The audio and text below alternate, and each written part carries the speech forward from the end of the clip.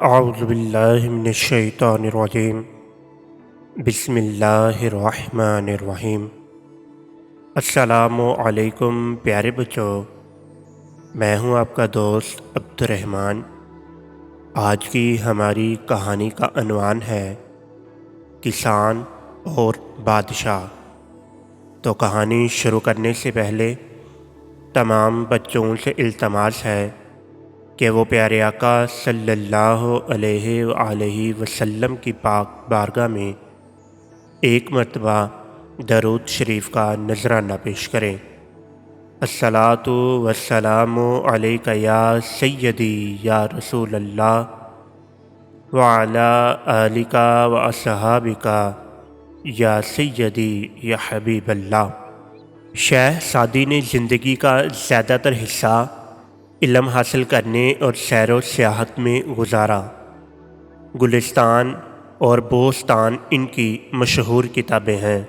شیخ Saadi بوستان میں فرماتے ہیں کہ ایک کسان جنگل سے گزر رہا تھا کہ شدید بارش کی وجہ سے پورے جنگل میں بہت کیچڑ تھا۔ جنگل سے گزرتے ہوئے کسان کا گدھا کیچڑ میں پھنس گیا۔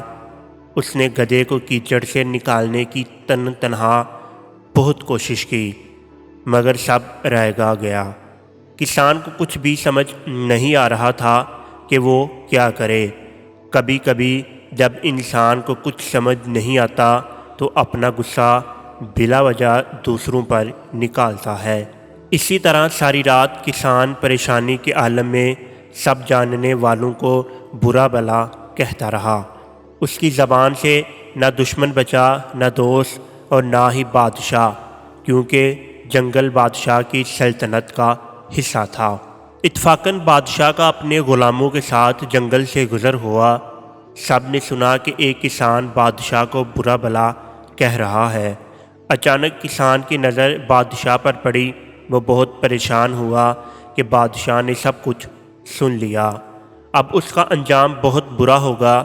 اسی وقت غلاموں نے بادشاہ کے کان بھرنا شروع کر دیے۔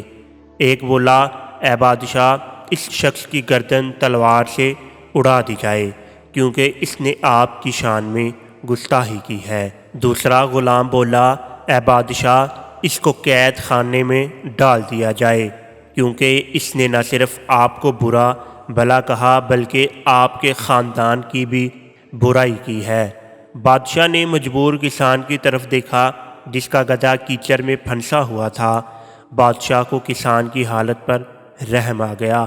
اس نے کسان کی نامناسب باتوں کو معاف کر دیا اور اپنے غصے کو پی گیا۔ بادشاہ نے کسان کو انعام و اکرام سے نوازا، ایک سفید گھوڑا بھی انعام میں دیا۔ پیارے بچوں، ہمیں اس کہانی سے سبق ملتا ہے کہ سچ ہے کہ برائی کا بدلہ برائی سے آسان ہے، لیکن انسان کو چاہیے کہ برائی کا جواب بھلائی سے دے۔ والسلام۔